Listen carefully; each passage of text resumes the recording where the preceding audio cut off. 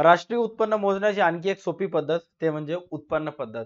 याच्या अगोदर आपण बघितलं होतं उत्पादन पद्धत. उत्पादन पद्धतीनुसार जर राष्ट्रीय उत्पन्न मोजायचं असेल तर त्याच्यामध्ये सुद्धा दोन प्रकार दिलेले आहेत. अंतिम वस्तू पद्धत आणि मूल्यवर्धित पद्धत. त्याच्याबद्दल व्हिडिओ ऑलरेडी चॅनलवर अपलोड आहे. एक वेळेस व्यवस्थित चेक करून घ्यायचं. त्याच्यानंतर सर्वात इझी मेथड आहे उत्पन्न पद्धत. उत्पन्न पद्धत म्हणजेच काय की देशातील प्रत्येक नागरिकांचं उत्पन्न मोजलं जातं. आता हे उत्पन्न मोजत असताना कोणत्या कोणत्या गोष्टीचा विचार केला जातो, कोणते कोणते दक्षता असतात, काय त्याचं सूत्र असते, ते आपल्याला आजच्या ह्या क्लासमध्ये इन डेप्थ डिस्कस करायचं आहे. सर्वात पहिले पुस्तकामध्ये काय दिलेलं आहे चेक करूयात की राष्ट्रीय उत्पन्न मापनाच्या उत्पन्न पद्धतीला घटक खर्चानुसार राष्ट्रीय उत्पन्न पद्धती असेही म्हणतात. याला दुसरं नाव आहे घटक खर्चानुसार राष्ट्रीय उत्पन्न पद्धती असेही म्हणतात. या पद्धतीनुसार चेक करा, या पद्धतीनुसार राष्ट्रीय उत्पन्नाचे मापन करण्यासाठी विभाजनावर लक्ष केंद्रित जाते. आता विभाजनावर लक्ष केंद्रित केले जाते म्हणजेच काय की ज्या लोकांना मिळणार उत्पादन आहे त्या लोकांचं विभाजन केलं जातं आणि मग प्रत्येक विभाजनाला जे उत्पादनाचे घटक आहेत, भूमीला काय दिलं जातं, श्रमाला काय दिलं जातं, भांडवलाला काय दिलं जातं, संयोजकाला काय दिलं जातं, असं विभागणी करून त्या प्रत्येक घटकाचं उत्पादन घटकाचं उत्पन्न मोजलं जातं. थोडक्यात इथं काय सांगण्यात आलेलं आहे चेक करा. एक एक स्टेप बाय स्टेप चेक आपण प्रोसेस फॉलो करूयात. या पद्धतीत एका वर्षाचा कालावधी म्हणजे काय 1 एप्रिल ते 31 मार्च हा जो आर्थिक वर्षाचा कालावधी असतो, या आर्थिक वर्षाच्या कालावधीत देशातील नागरिकांना मिळणाऱ्या निव्वळ उत्पन्नाची बेरीज करून राष्ट्रीय उत्पन्नात मोजली जाते. म्हणजे त्यांचं म्हणणं असं आहे की एका वर्षाच्या कालावधीत जेही लोकांना उत्पन्न मिळाले पर्टिक्युलर कॅलेंडर इयर मध्ये त्या उत्पन्नाची बेरीज करून राष्ट्रीय उत्पन्नात गृहीत धरले जाते. इनडायरेक्टली त्यांचं म्हणणं काय आहे की जर एखाद्या व्यक्तीला मागील आर्थिक वर्षाचं उत्पन्न प्राप्त झालं, सपोज 2024 आणि 25 हा आर्थिक वर्ष चालू आहे, 23 आणि 24 आर्थिक वर्षाचं मिळालेलं उत्पन्न या वर्षी गृहीत धरल्या जाणार नाही. तो उत्पन्न कधीचा असेल, मागच्या वर्षीचा असेल. हे आपण पार्टनरशिप फायनल अकाउंट्स मध्ये पण अनेक वेळा असं बघितलेलं आहे किंवा एनपीओ मध्ये पण बघितलेलं आहे, ज्याच्यामध्ये सर्व सेवाभावी संस्था इन्कम अँड एक्सपेंडिचर अकाउंट्स तयार करत असताना किंवा उत्पन्न व खर्च खाते तयार करत असताना फक्त चालू वर्षाच्याच उत्पन्न व खर्चाची नोंद करत असतात. त्याच पद्धतीने तर इनडायरेक्टली त्यांचं म्हणणं आहे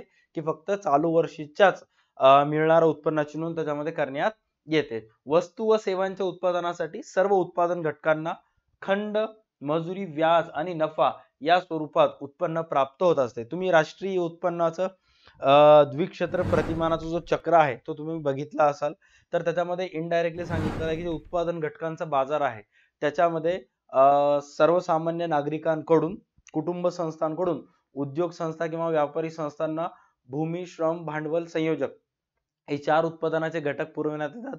त्याचा मोबदला मिळून उत्पादन घटकांना काय मिळत असतो, खंड, मजुरी, व्याज आणि नफा या स्वरूपात उत्पन्न प्राप्त होते.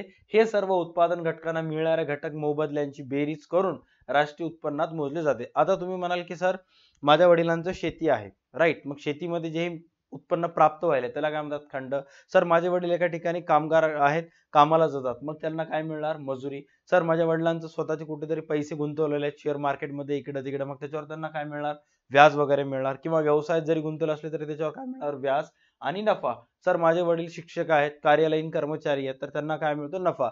म्हणजेच प्रत्येक उत्पादन घटकांना त्यांनी केलेल्या कामाच्या मोबदल्यात काही ना काही मजुरी मिळत असते, काही ना काही नफा प्राप्त होत असतो. या सगळ्यांची बेरीज तुम्हाला या पद्धतीमध्ये करायचं असतं, राईट. त्याच्यानंतर काय सांगण्यात आलेलं आहे, सर्व उत्पादन घटकांना मिळणाऱ्या घटक मोबदल्यांची बेरीज करून राष्ट्रीय उत्पन्न मोजले जाते. म्हणजे देशामध्ये जेवढेही लोक काम करायलेत त्या प्रत्येकाला कुठल्या सोर्सेस मार्फत उत्पन्न प्राप्त होत असते त्याची नोंद राष्ट्रीय उत्पन्नात केल्या जात असते. बरोबर आहे. आता हा प्रश्न अनेक विद्यार्थ्यांना पडतो की सर माझे वडील एका गावातल्या दुकानात काम करतात, राईट, आणि त्यांना पगार आहे माझ्या वडिलांना सर 15,000 रुपये महिना. मग सरकारला कसं माहित की त्या दुकानात माझे वडील काम करतात आणि त्या दुकानातून 15,000 रुपये माझ्या वडिलांना मिळालेत? गव्हर्नमेंटला कसं माहित होतं? माझं गाव छोटं आहे सर, माझ्या गावामध्ये आजपर्यंत कधी इन्कम टॅक्स ऑफिसर आला नाही, काही नाही. मग सरकारला कसं माहित होते? त्याच्याबद्दल समोर इन्फॉर्मेशन दिलेली आहे की या पद्धतीनं राष्ट्रीय उत्पन्न मोजताना हस्तांतरित देणी किंवा संक्रांत देणी वगळली जाते. आता हस्तांतरित देणी किंवा संक्रांत देणी म्हणजेच काय, आपण विचार करणार आहोत, थोडंसं मला टाइम द्या. ह्याला दुसरं नाव दिलेलं आहे संक्रांत देणी. आजच्याच व्हिडिओमध्ये डिस्कस करणार आहोत, असं नाही की बाकी शिक्षकांसारखं आलं नाही म्हणून दुसऱ्या व्हिडिओमध्ये सांगतो, नाही, आजच्याच व्हिडिओमध्ये बट अननेसेसरी पॉईंट इथं ऍड करण्यात आलेला आहे. फक्त तुम्ही याला नाव लिहून घ्या. दुसरं हस्तांतरित देणीला दुसरं नाव आहे संक्रांत देणी. राईट. आता उदाहरणार्थ हस्तांतरित देणी म्हणजेच काय, की ज्याही देणीमध्ये ज्या देणगीदाराला देणी मिळत आहे आणि त्याला जर एखादं काम केलं आणि ते काम केल्यामुळं देशातील उत्पादन प्रक्रियेत त्याचा काही भाग नसेल, बसल्या ठिकाणी त्याला पैसे मिळत असतील, तर त्याला हस्तांतरित देणी म्हणतात. उदाहरणार्थ एका लग्न जमलं, लग्नसराई चालू आहे आता, आणि एखाद्या नवऱ्याला 10 लाख रुपये हुंडा मिळाला मुलीकडून. राईट. तस तर आता मुलगीच मिळणं अवघड झालेलं आहे, तर मग हुंडा तर दूरची गोष्ट. बट त्या 10 लाख त्या नवऱ्याला मिळण्यामागे देशाच्या उत्पादन घटकामध्ये काय त्याचा सहभाग वगैरे आहे का? काहीच नाही सर. त्याचा सहभाग सगळं लोकसंख्या वाढवण्यामध्ये आहे लग्न झाल्यानंतर. मग अशा वेळेस त्या 10 लाखाला हस्तांतरित देणी म्हणतात. हस्तांतरित देणीचा समावेश राष्ट्रीय उत्पन्नात होत नाही. सपोज तुमच्या वडिलांना जर पगार 10,000 रुपये आहे आणि तुमच्या वडिलांनी तुम्हाला त्यातले 1,000 रुपये दिले, जा बेटा ऐश कर म्हणून, तर ते 1,000 रुपये हस्तांतरित देणी झाली. त्याचा समावेश राष्ट्रीय उत्पन्नात होत नाही, कारण ते ऑलरेडी 10,000 रुपयाची नोंद ऑलरेडी झालेली आहे. मग तुम्ही प्रत्येकालाच मिळणारा जर उत्पन्न रेकॉर्ड करत असाल तर राष्ट्रीय उत्पन्न आहे त्याच्यापेक्षा जास्त येते, डबल मोजलं जातं. त्यामुळं हस्तांतरित देणी वगळली जाते. इथेच पॉईंट क्लिअर झाला. त्याच्यानंतर आता आपलं पॉईंट चालू होतं की सर माझे वडील एखाद्या छोट्याशा गावामध्ये काम करत असतात. राईट. तर सरकारला शेवटच्या टोकापर्यंत सरकारला कसं माहित होते की माझ्या वडिलांना किती पगार आहे, तर ते माहित होत असते कर विषयक माहिती पत्रके, टॅक्सशी रिलेटेड जे पण डॉक्युमेंट्स असतात, जसे की प्रत्येक व्यवसाय मालक वर्षाच्या शेवटी टॅक्स पेड करत असतो 31 मार्चला. तर टॅक्स पेड करत असताना त्याच्या व्यवसायाची बॅलन्स शीट ताळेबंद कोणाला द्यावं लागते? कंपनीला द्यावं लागते. सॉरी, आयकर विभागाला द्यावं लागते. कंपनीची जे काही व्यवहाराची बॅलन्स शीट असेल ते आयकर विभागाला द्यावं लागते. आता 800 मुलं आहेत ज्यांना बॅलन्स शीट म्हणजे काय माहित नाही किंवा ताळेबंद काय म्हणजे माहित नाही, त्यांच्यासाठी थोडक्यात टॅक्स पेड करत असताना तुमच्या व्यवसायानं किती रुपये खर्च केलं, तुमच्या व्यवसायाला उत्पन्न किती, तुमच्या व्यवसायात संपत्ती कोणती आहे, तुमच्या व्यवसायाला देयता कोणती आहेत, तुम्ही कोणाला किती पैसे देणं बाकी आहे, तुम्हाला कोणाकडून किती पैसे येणं बाकी आहेत, हे सर्व लेखाजोखा ज्या स्टेटमेंटमध्ये लिहिलेलं असतं त्याला बॅलन्स शीट म्हणतात. तर प्रत्येक व्यवसाय मालकाला त्याची बॅलन्स शीट आयकर विभागाकडे जमा करावी लागते. तर त्या बॅलन्स शीट मध्ये प्रॉफिट लॉस अकाउंट असते, ट्रेडिंग अकाउंट असते, फायनल अकाउंट असतात, त्याची प्रत वर इन्कम टॅक्स डिपार्टमेंटला द्यावं लागतं. तर त्या बॅलन्स शीट मध्ये लिहिलेलं असते की त्या व्यवसायात जे सर्व कर्मचारी काम करतात तर त्या कर्मचाऱ्यांना किती सॅलरी त्या व्यवसायातून जाते आणि त्या व्यवसाय मालकाला किती नफा मिळतो, हे दोन्ही गोष्टी तिथं दिलेलं असते. म्हणजे तुमच्या गावात, ज्या छोट्याशा गावात तुमचे वडील काम करायले, तर त्या दुकानदार जेव्हा टॅक्स पेड करत असतो तर त्या टॅक्स पेड करत असताना डॉक्युमेंट मध्ये लिहिलेलं असतं की त्या दुकानात काम करणाऱ्या नोकरदारांना किती पगार आहे आणि मालकाला सुद्धा किती नफा झालेला आहे. ह्या दोघाही पक्षांचं नफ्याची बेरीज राष्ट्रीय उत्पन्नात करण्यात येते. त्याच्यानंतर अहवाल. अहवाल म्हणजेच काय, की राष्ट्रीय उत्पन्नामध्ये फक्त सर्वसामान्य नागरिकांचं राष्ट्रीय उत्पन्न मोजलं जात नाही, तर सरकारचं सुद्धा, जे शासकीय कंपन्या वगैरे आहेत किंवा सरकारचे जे नगरपालिका, ग्रामपंचायत, महानगरपालिका वगैरे आहेत, यांना सुद्धा घरपट्टी, नरपट्टीच्या ह्याच्यातून पैसे वगैरे प्राप्त होत असतात. अनेक वेळा अतिक्रमण, नगरपालिकेकडे अतिक्रमण वगैरे होत असतं किंवा अनेक ठिकाणी जर तुम्ही जाताल जिथं नगर परिषदेतर्फे बॅनर वगैरे लावायचं असेल तर तुम्हाला नगरपालिकेमध्ये जाऊन पैसे वगैरे जमा करावे लागते. तुम्हाला तिथं पावती क्रमांक वगैरे देण्यात येतात. अशा छोट्या छोट्या गोष्टी मार्फत महानगरपालिकेला, ग्रामपंचायतीला, नगरपालिकेला उत्पन्न प्राप्त होत असतात. तर त्यांना सुद्धा प्राप्त झालेल्या उत्पन्नाबाबत जे पण काही माहिती आहे ते त्यांना मंत्रालयापुढे द्यावी लागते. राईट. त्यामुळं राष्ट्रीय उत्पन्नामध्ये फक्त तुमचं आमचंच उत्पन्न नाही, तर सरकारचं सुद्धा उत्पन्न मोजल्या जात असते. त्याच्यानंतर लेखा पुस्तके. लेखा पुस्तकेला म्हणतात books of accounts. Books of accounts. Right. जेवढेही व्यवसाय आहेत, दिवाळीच्या वेळेस लाल कलरचे खाते पुस्तिका देवापुढे ठेवून आपण पूजा करत असतो, त्यालाच म्हणतात बुक्स ऑफ अकाउंट.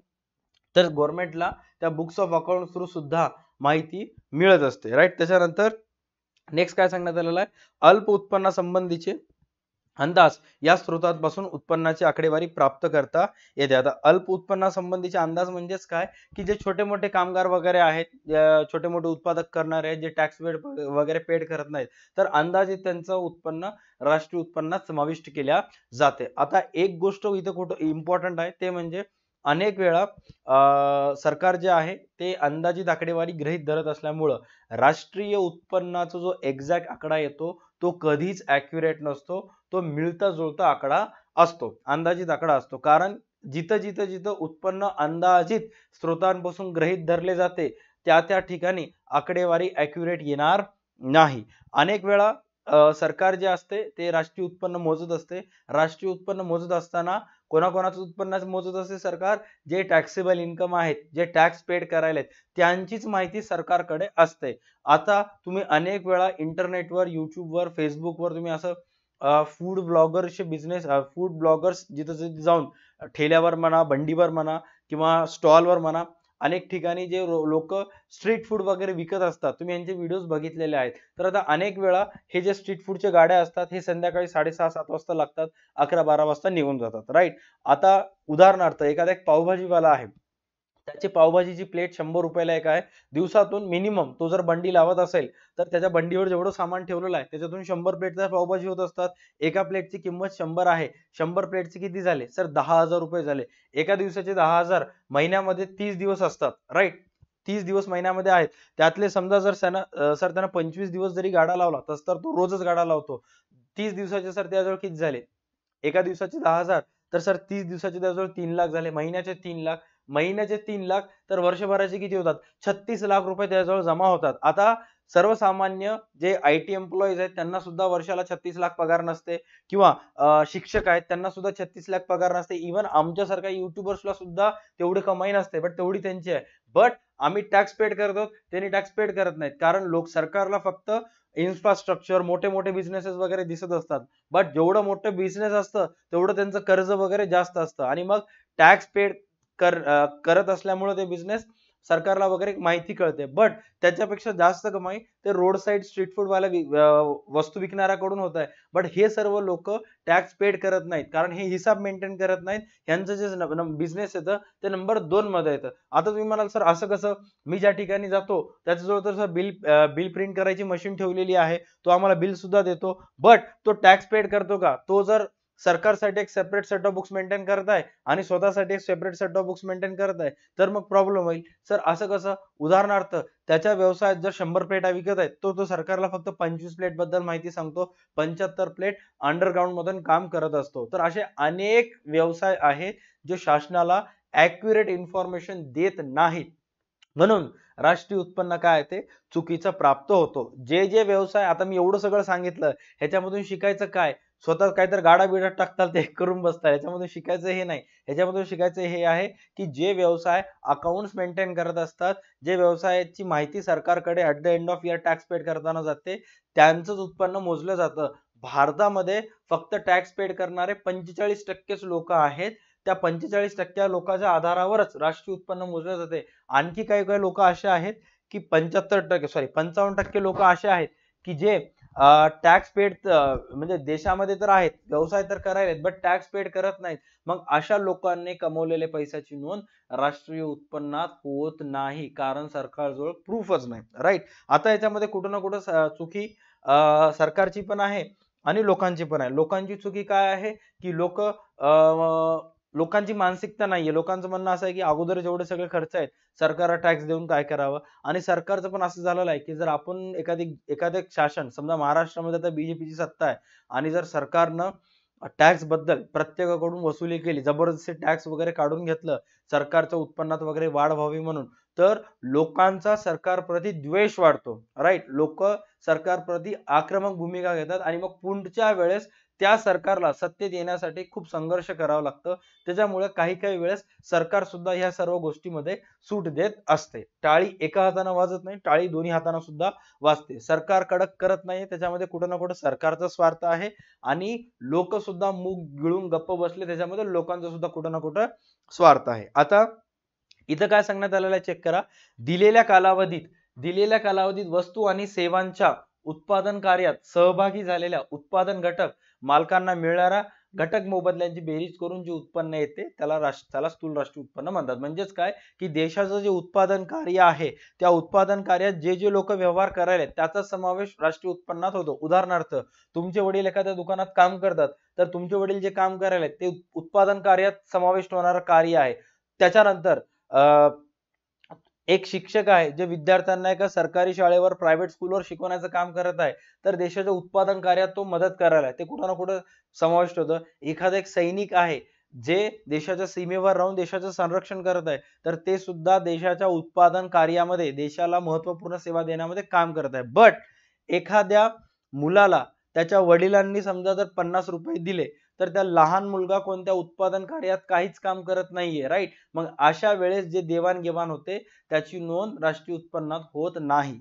इथं काय सांगण्यात आलेलं आहे की दिलेल्या कालावधीत वस्तू आणि सेवांचे उत्पादन कार्यात सहभागी झालेल्याच उत्पादन घटक मालकांना मिळणाऱ्या मोबदल्याची बेरीज करून जे उत्पन्न येते त्याला राष्ट्रीय उत्पादन मानल्या जाते. जेही कार्य उत्पादन कार्यात समाविष्ट नसेल, उदाहरणार्थ नवऱ्याकडून घेतलेला हुंडा, तुम्हाला आलेली लग्नात भेटवस्तू किंवा तुमच्या वाढदिवसाला कोणीतरी आणलेली भेटवस्तू, याची नोंद देशाच्या राष्ट्रीय उत्पन्नामध्ये होत नाही. कारण भेटी, देणग्या, अनुदाने ह्याची नोंद राष्ट्रीय उत्पन्नात केल्या जात नाही. हुंड्याची सुद्धा केल्या जात नाही. आता याचं एक सूत्र आहे राष्ट्रीय उत्पन्नाचं मोजायचं एकदम सोपं सूत्र. काय सूत्रामध्ये दिलेलं आहे? Rent, wedges, interest. म्हणजे तुम्हाला तुमचं जर एक घर असेल, त्याला घराला मिळणारा किराया ते तुमच्यासाठी उत्पन्न आहे. मजुराला मिळणारी मजुरी उत्पन्न आहे. भांडवलावरचं व्याज सुद्धा उत्पन्न आहे. प्रत्येक व्यवसाय मालकाला मिळणारं प्रॉफिट सुद्धा उत्पन्न आहे. त्याच्यानंतर मिश्र उत्पन्न, मिक्स्ड इन्कम. आता अशा अनेक गोष्टी आहेत ज्याच्या थ्रू तुम्हाला पैसे प्राप्त होत असतात, जसे की बँकेत ठेवलेले फिक्स डिपॉझिट आहेत, राईट? तुमचं स्वतःचा एक बिझनेस पण आहे, प्लस बँकेत ठेवलेले फिक्स डिपॉझिट आहेत, त्याच्यावर तुम्हाला इंटरेस्ट मिळत असते. तुम्ही केलेले शेअर्स त्याची सुद्धा वरचीवर किंमत वाढत असते, त्याच्यामुळे सुद्धा तुम्हाला उत्पन्न प्राप्त होत असते. अशा अनेक व्हेरियस सोर्सेस थ्रू, त्याचबरोबर भारतातील लोकांना विदेशातून सुद्धा उत्पन्न प्राप्त होत असते. तर उत्पादन घटकांना मिळणाऱ्या मोबदल्याची तर समावेश होतोच होतो, त्याचबरोबर त्याच्या व्यतिरिक्त काय मिश्र उत्पन्न असतात त्याची सुद्धा नोंद ह्याच्यामध्ये करण्यात येत असते. या सगळ्यांची बेरीज करायची. प्लस सर्वात शेवटी काय दिलेलं आहे? नेट इन्कम फ्रॉम अब्रॉड, निव्वळ विदेशी उत्पन्न. म्हणजे भारतातील नागरिकांना विदेशातून प्राप्त झालेले उत्पन्नाची नोंद सुद्धा राष्ट्रीय उत्पन्नात करण्यात येत असते. कशा कशाची नोंद करण्यात येते? खंड, वेतन, व्याज, नफा. लक्षात ठेवायचं, उत्पादन घटकाचे 4 मोबदले माहित आहेत: भूमी, श्रम, भांडवल, संयोजक, राईट? या चारही घटकांना मिळणारे मोबदले कोणते कोणते आहेत? खंड, वेतन, व्याज, नफा, राईट? प्लस मिश्र उत्पन्न, प्लस निव्वळ विदेशी उत्पन्न. या सगळ्यांची जर बेरीज केली, ऑटोमॅटिकली तुम्हाला राष्ट्रीय उत्पन्न प्राप्त होऊन जाते उत्पन्न पद्धतीनुसार. ही पद्धत सर्वात सोपी पद्धत आहे. 4 मार्काला विचारण्याचे जास्तीत जास्त चान्सेस असतात.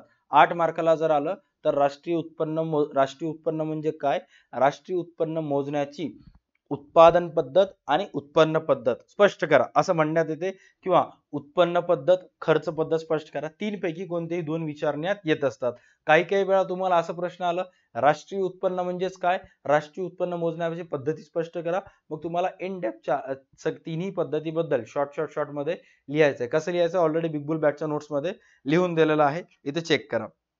उत्पन्न पद्धतीनुसार काय काय येते काय काय नाही एवढी माहिती तुम्हाला लिहायची. आता बिग बुल बॅचचे जे नोट्स आहेत, मी अनेक व्हिडिओज मध्ये म्हणत असतो की बिग बुल बॅच मध्ये नोट्स मिळतात.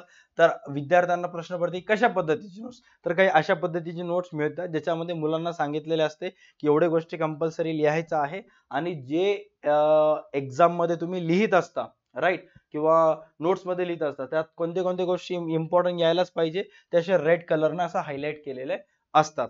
आता या पद्धतीनुसार घ्यावयाचे काही दक्षता आहेत. तुम्ही जर उत्पन्न पद्धतीनुसार राष्ट्रीय उत्पन्न मोजायला तर दक्षता सुद्धा तुम्हाला कुठे ना कुठे मेन्शन करावे लागतात. आणि हे काय दक्षता आहे चेक करा. सर्वात पहिले की या पद्धतीनुसार उत्पन्न मोजायचं असेल तर कोणते कोणते दक्षता घ्यावे लागतात. उत्पादन क्रियेत भाग घेतल्यामुळे जे उत्पन्न मिळते अशाच उत्पन्नाचा समावेश राष्ट्रीय उत्पन्नात केला जातो. उत्पादन प्रक्रियेत वस्तूचं कच्च्या मालाचं पक्क्या मालात रूपांतर करणे, खरेदी विक्री करणे, एखादी सेवा देणे, अशाद्वारे जर उत्पन्न प्राप्त होत असेल तरच नोंद करायची आहे. कशा कशाची नोंद होत नाही चेक करा. शिष्यवृत्ती, भेटी, देणग्या, दान, निवृत्ती वेतन, बेकारी भत्ता इत्यादी हस्तांतरित देणी यांची रक्कम उत्पन्नातून वगळावी. समजा तुम्हाला जर शासनामार्फत शिष्यवृत्ती मिळाली तर त्याचा समावेश राष्ट्रीय उत्पन्नात होत नाही. तुम्हाला कोणी भेटवस्तू दिली त्याचा समावेश राष्ट्रीय उत्पन्नात होत नाही. देणग्या जर आले संस्थेला किंवा एखाद्या सेवाभावी संघटनेला देणग्या जर आले किंवा तुमच्या व्यवसायाला कोणतरी देणगी दिली 1100 रुपयाची, त्याची सुद्धा नोंद राष्ट्रीय उत्पन्नात होत नाही. दान सुद्धा होत नाही. निवृत्ती वेतन ज्याला आपण पेन्शन म्हणतो, सरकार मार्फत अनेक शासकीय कर्मचारी जे अगोदर कार्यरत होते त्यांना निवृत्ती पेन्शन वगैरे येत असतात आज सुद्धा, तर त्याची सुद्धा नोंद राष्ट्रीय उत्पन्नात होत नाही. बेकारी भत्ता, बेकारी भत्ता म्हणजेच काय की एखाद्या राज्यामध्ये बेरोजगार युवकांची संख्या जास्त आहे, सरकार मार्फत कोणते योजना निघत नाहीयेत, सरकार मार्फत त्या गावामध्ये किंवा त्या राज्यामध्ये जॉब्स खूप कमी आहेत, साखर कारखाने नाहीयेत, औद्योगिक संघटना नाहीयेत, औद्योगिक मोठे मोठे कारखाने वगैरे नाहीयेत किंवा असं काहीच नाहीये. मग अशा वेळेस त्या राज्यामधील जो युवक असतो तो कुठं ना कुठं बेकार असतो. मग अशांना दैनंदिन खर्च भागवण्यासाठी सरकार मार्फत बेकारी भत्ता देण्यात येतो, तर त्याची सुद्धा नोंद राष्ट्रीय उत्पन्नात होत नाही. इत्यादी हस्तांतरित देणी यांची रक्कम या एकूण उत्पन्नातून वगळावी. म्हणजेच काय, उत्पन्न पद्धतीद्वारे इफ इन केस तुमच्या फॅमिलीला किंवा तुमच्या व्यवसायाला ह्यापैकी काहीही मिळालं तर त्याची नोंद राष्ट्रीय उत्पन्नात होत नाही. अंडरस्टूड? डन. हुंड्याची सुद्धा नोंद राष्ट्रीय उत्पन्नामध्ये होत नाही. लास्टला काय सांगितलेलं आहे, जुनी वाहने व संपत्ती निवृत्ती. काय सांगितलेलं आहे, जुनी वाहने संपत्तीची विक्री करून जे उत्पन्न मिळते त्याची नोंद करू नये. जुने जे ओल्ड वाहने असतात, 2 वर्ष जुने, 3 वर्ष जुने, 5 वर्ष जुने, असे जुने गाड्या असतात, हे विकल्यानंतर तुम्हाला जर पैसे येत असतील तर याची सुद्धा नोंद या राष्ट्रीय उत्पन्नात केल्या जात नाही. राईट. आय होप ही पद्धत तुमच्यापैकी मॅक्सिमम जणांना क्लिअर झाली असेल. तर या चॅप्टर मध्ये आतापर्यंत आपण मॅक्सिमम गोष्टी डिस्कस केल्यात. आता फक्त काही बेसिक राहिलेले आहेत, ज्यातला पहिला प्रश्न आहे ते म्हणजे याच्यानंतरच्या व्हिडिओमध्ये जो आपल्याला बघायचा आहे ते म्हणजे खर्च पद्धतीनुसार उत्पादन पद्धतीनुसार कसं मोजायचं ते झालं, उत्पन्न पद्धतीनुसार कसं मोजायचं ते झालं. नेक्स्ट व्हिडिओमध्ये आपल्याला बघायचं आहे की खर्च पद्धतीनुसार राष्ट्रीय उत्पन्न कसे मोजमाप केल्या जाते. राईट. आजच्या व्हिडिओसाठी एवढंच. भेटूयात नेक्स्ट व्हिडिओमध्ये. तोपर्यंत पाहत राहा तुमचा आवडता युट्यूब चॅनल DHU अकॅडमी. आणि जर तुम्हाला अशा प्रकारचे सर्वच चॅप्टरचे नोट्स हवे असतील OCMच्या सुद्धा अकाउंटचे सुद्धा, तर बिग बुल बॅच जॉईन करायचा आहे 2025 बोर्ड मध्ये असणाऱ्या विद्यार्थ्यांसाठी, 2026 बोर्ड्स मध्ये असणाऱ्या विद्यार्थ्यांसाठी. बिग बुल बॅच म्हणजेच काय, रोज संध्याकाळी 7 ते 11 मध्ये आमच्या क्लासेस मार्फत लाईव्ह लेक्चर्स होतात, ज्याच्यामध्ये अकाउंट, अर्थशास्त्र, OCM, SP यासारख्या सर्व विषयांची तयारी करून घेण्यात येते. फक्त 2500 ते 3000 अशी वर्षभराची फीस असते. तुम्ही एका विषयाचं सुद्धा लावू शकता आणि सर्व विषयांचे सुद्धा क्लासेस तुम्ही जॉईन करू शकता. आमच्या मार्फत तुम्हाला पुस्तकी देण्यात येतील आणि लाईव्ह क्लासेस हे आपल्या DHU अकॅडमीच्या ऍप्लिकेशन्सवर होतील. अधिक माहितीसाठी डिस्क्रिप्शन मध्ये क्लासचा नंबर दिलेला आहे, त्याच्यावर तुम्ही कॉल करू शकता और प्ले स्टोअरला जाऊन DHU अकॅडमीचा ऍप डाउनलोड करा, तिथे चॅट सेक्शन वरून मेसेज करू शकता. राईट. 2024 बोर्डसाठी जे बिग बुल बॅच चालू झाले होते ते एकदम सक्सेसफुल झाले होते, कारण 450 पेक्षा जास्त स्टुडंट्स विविध राज्यातून विविध जिल्ह्यातून जॉईन झाले होते. यावर्षी सुद्धा त्यापेक्षा जास्त स्टुडंट्स नक्की होतील. डेमो लेक्चर्स पाहायचे असतील तर युट्यूबवर अवेलेबल आहेत.